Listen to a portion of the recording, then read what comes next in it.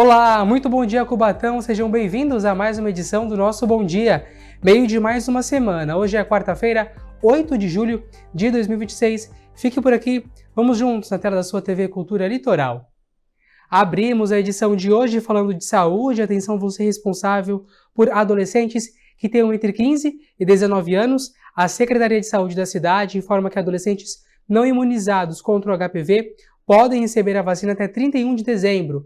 O prazo, que terminaria em 30 de junho, porém o Ministério da Saúde definiu pela manutenção da estratégia voltada para as pessoas dessa faixa etária. Recado importante para os pais dos jovens de Cubatão.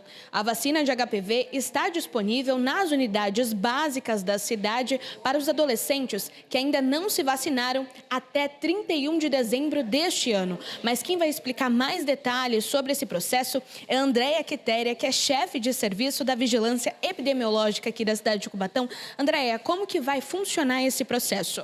Então, na verdade, esse processo de vacinação dessa população de 15 a 19 anos já iniciou lá em setembro do ano passado. É o que se chama uma campanha de resgate dos não vacinados, porque a vacina do HPV, no calendário nacional, a faixa etária indicada é dos 9 aos 14 anos. Então, aqueles que hoje perderam a oportunidade de se vacinar lá atrás e já estão fora dessa faixa etária, têm a oportunidade de se imunizar. Eu queria que você deixasse para finalizar mais detalhes, das unidades de saúde, aqui como que vai funcionar para os pais e também para os próprios adolescentes.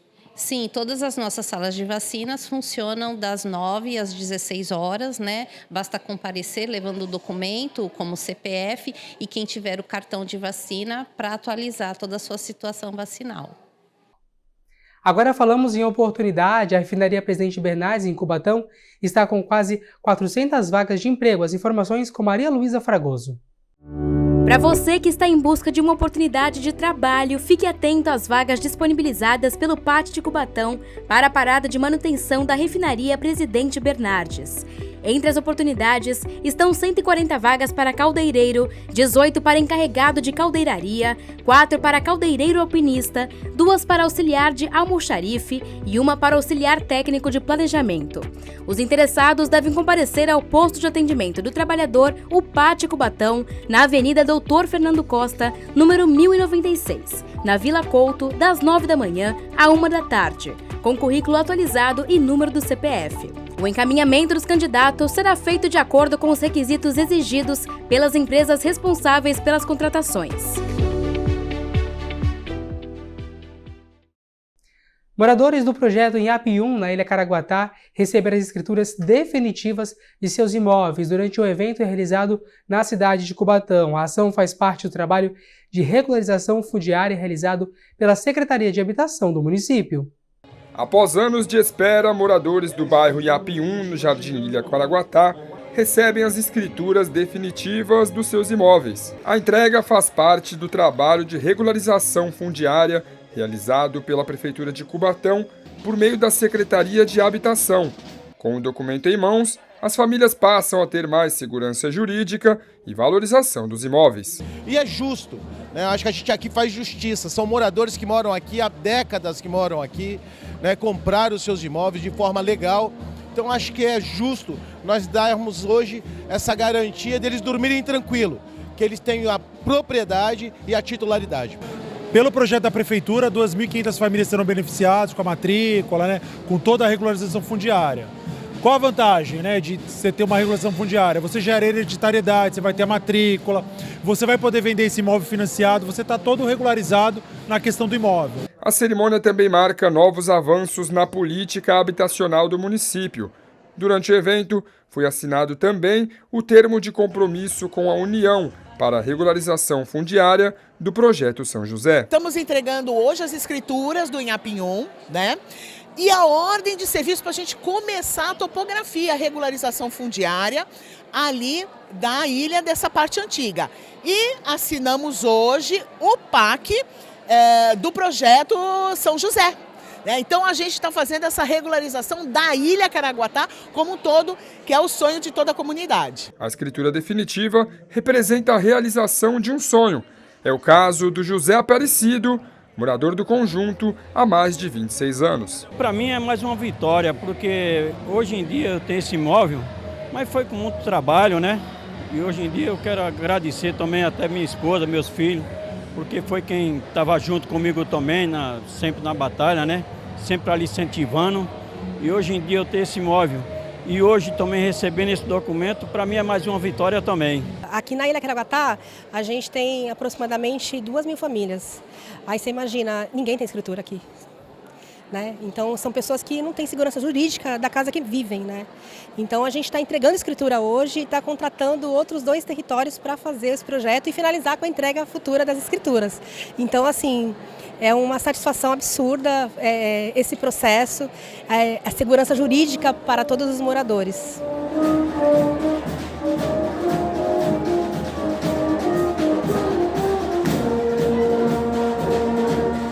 A Biblioteca Municipal de Cubatão é palco de uma exposição que conta a vida e obra literária do escritor e jornalista cubatense Afonso Schmidt. Biblioteca Municipal de Cubatão recebe a exposição sobre a vida e as obras de Afonso Schmidt, escritor, jornalista e um dos grandes nomes da literatura. A mostra foi viabilizada por meio do projeto Exposição sobre a Vida e Obra de Afonso Schmidt, criado para preservar a memória do autor e divulgar sua contribuição para a cultura e a literatura brasileira.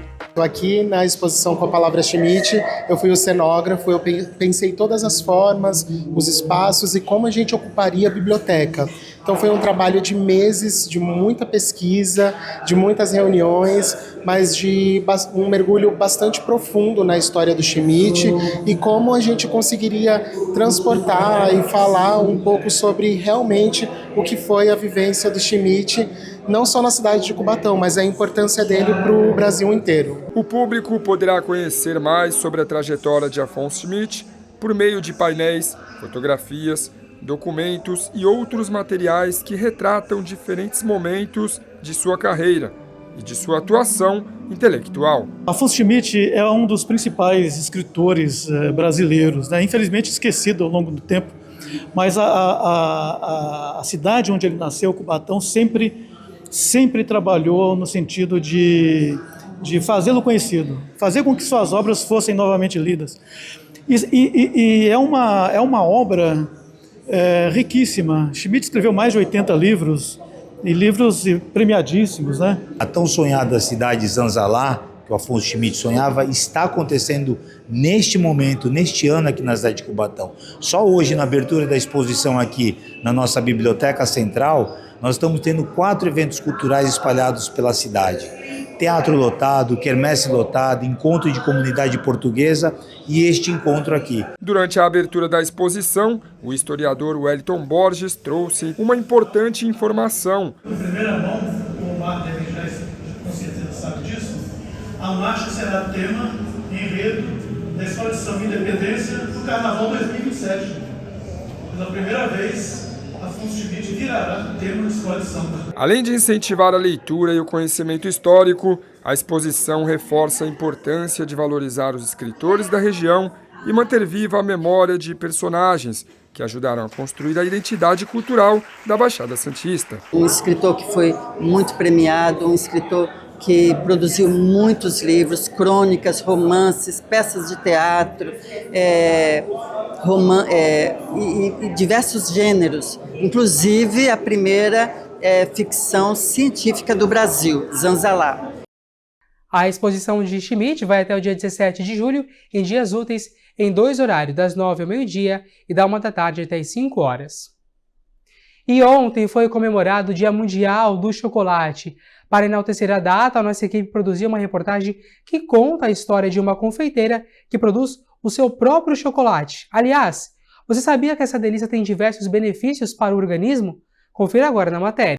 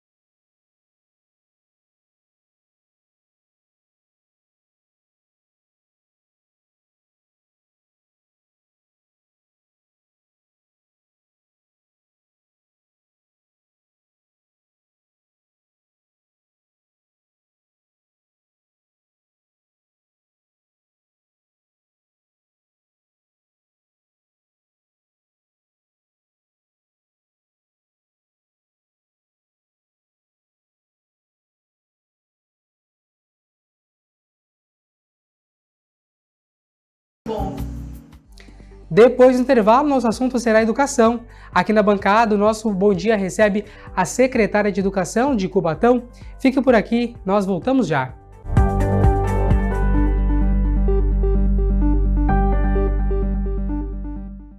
E agora o nosso Bom Dia Cubatão fala sobre educação com você, né? Para isso, eu converso agora com a secretária de Educação do município, Daniele Souza. Secretária, obrigado pela sua participação aqui com a gente no Bom Dia Cubatão. Um ótimo dia para você, seja bem-vinda.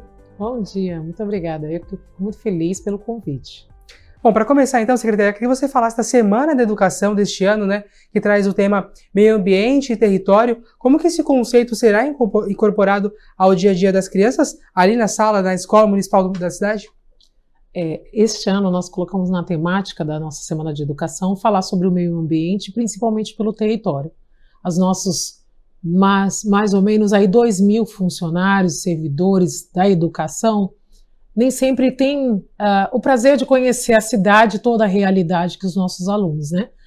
E falar do município para os funcionários é muito importante, porque são eles que levam para as crianças e interagem com as crianças. Então a gente fala que o conhecimento ele sai dos dois caminhos, né? Tanto o professor como também o aluno traz os seus saberes. E isso é muito importante. Então reconhecer esse território e falar do meio ambiente, porque a gente tem uma cidade que teve uma transformação. E a gente fala que essa transformação, o primeiro lugar que ela começa também é dentro da escola. Então para nós trazer os profissionais que atuam, sejam com os coletivos, demais profissionais que atuam nas outras áreas, né, na saúde, nas outras secretarias, tem sido uma proposta para trabalhar durante esse ano letivo. Realmente um tema muito importante para a cidade, como a secretária falou, né?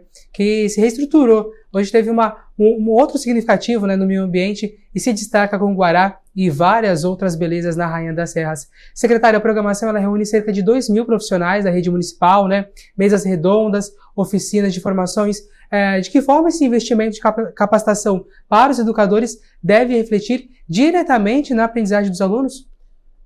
Muito, né? Ele não é um calendário, a gente fala que não é somente pelo calendário escolar, né? Não é só um cumprimento de diretriz de formação, mas é dessa apropriação. Quando eu reconheço o aluno, quando eu reconheço o território com quem eu atuo, isso me embasa também as práticas pedagógicas dentro da escola. Então a gente está ofertando para o professor também essa especialização, esse conhecimento dos nossos alunos, né? É uma aproximação que é muito importante quando a gente fala de aprendizagem. E qual a importância de aproximar ali a comunidade da escola e fortalecer esse processo de ensino? A gente costuma dizer que a rotina do professor ela é muito dinâmica. E a gente tem no nosso professorado assim, pessoas que acumulam outras redes. Então eu tenho às vezes o professor que corre de uma cidade para outra e nem sempre a escola que ele trabalha está dentro daquele território de moradia da criança. Quando eu trago essas pessoas que trabalham, que atuam dentro dessas comunidades e trazem as realidades, é aquele olhar que às vezes nos falta, né? Na correria do dia a dia, no olhar, na expectativa de levar o nosso aluno o conhecimento e de deixar às vezes coisas que são os conhecimentos dele, né? É esse ambiente que é de troca, seja dentro da sala de aula, fora dela, toda aprendizagem ela importa. Sem dúvidas, é muito válido, né? Acho que também tirar um pouco o aluno da sala de aula, despertar um outro olhar para o aprendizado, sem sombra de dúvidas, é sensacional para essa turminha que está diariamente ali na escola, né? As oficinas secretárias, elas abordarão aí temas como sustentabilidade, inovação, pedagogia, história local e pertencimento ao território. Quais são as práticas desenvolvidas durante a Semana da Educação por parte da Secretaria da Educação? As oficinas também todos são nossos professores e também alguns colaboradores que são da região. Então, nós buscamos fomentar que essas práticas, elas não se limitem somente nesse processo, nesses 3 dias formativos. Então, a gente tem aí uma cidade com um acolhimento para as inovações tecnológicas. A gente também tem uma indústria que também faz parte desse território e ela precisa acompanhar. Então, quando a gente fomenta essas inovações, essas tecnologias, essas oficinas nesses espaços, é para que a gente continue alinhando o olhar pedagógico e a realidade do município. Secretária, falamos de um ponto positivo agora, porque Cubatão alcançou o índice de 74%, né, de estudantes classificados como leitores iniciantes ou fluentes. Quais foram as principais estratégias adotadas pela Secretaria de Educação para chegar a esse ponto positivo desse resultado? É o olhar individual, né? É uma avaliação e uma observação contínua. Não dá para a gente pensar no aluno somente como um material que a gente avalia, ele traz o resultado e a gente parametriza. A gente precisa acompanhar o desenvolvimento dele. Então, quando a gente tem um aumento na fluência leitora, a gente entende que o trabalho dos professores de acompanhar e de validar realmente qual é o aprendizado que o aluno está, nos traz a segurança que o caminho que a gente tem percorrido é realmente um caminho assertivo e de qualidade. Coloca a qualidade nisso, né? Porque em um momento que nós estamos vivendo a tecnologia, o avanço da IA, sair esse saldo na leitura é realmente um saldo fantástico, mais do que positivo. Ainda cerca de 4 dos alunos, né, um quarto dos alunos no processo de desenvolvimento da leitura. Quais as ações específicas trabalhadas por vocês nesse desenvolvimento diário para garantir que as crianças também avancem no processo de alfabetização, um ponto importante também para o nosso país? Quando a gente aborda a questão do território e falar sobre influência leitora, sobre os conhecimentos, é desta base que a gente tira o incentivo, o estímulo e o desenvolvimento da leitura, né? Reconhecer somente os códigos, os símbolos, isso a gente fala que não é uma alfabetização. Quando a criança se apropria e ela tem a compreensão do que aquela escrita está dizendo, ela chega no nível de fluência leitora. E aí é quando a gente abrange assim, como é que eu vou abordar para essa criança, para estimular a fluência dela leitora com coisas que não fazem parte da realidade dela. Então isso precisa, isso que eu falo, a continuidade e o reconhecimento, a avaliação contínua é quem contribuiu muito para isso. Então o processo entre os coordenadores pedagógicos, o centro de formação, de acompanhar, verificar qual era a necessidade, quais eram os caminhos que estavam dando certo e aí sim intensificar. Então isso para nós é o caminho que a gente olhar. Um quarto hoje do nosso alunado ainda não está, mas no processo é um número muito expressivo, né? Em apenas um ano. Trabalho realmente gratificante na terra do escritor Afonso Schmidt, né? Muito orgulho, acredito que para a Secretaria de Educação tá recebendo esse saldo, esse ponto positivo de toda a turma da escola. Aí realmente é muito gratificante. A participação dos estudantes, secretário, na avaliação superou 96%, um índice bastante elevado, né? Como que a Secretaria consegue mobilizar as escolas, os professores, principalmente, não é uma tarefa fácil, mas as famílias, para garantir esse nível de adesão? Viu, como a gente está sempre falando de uma comunidade junto com a educação. Ninguém consegue fazer nada sozinho, né?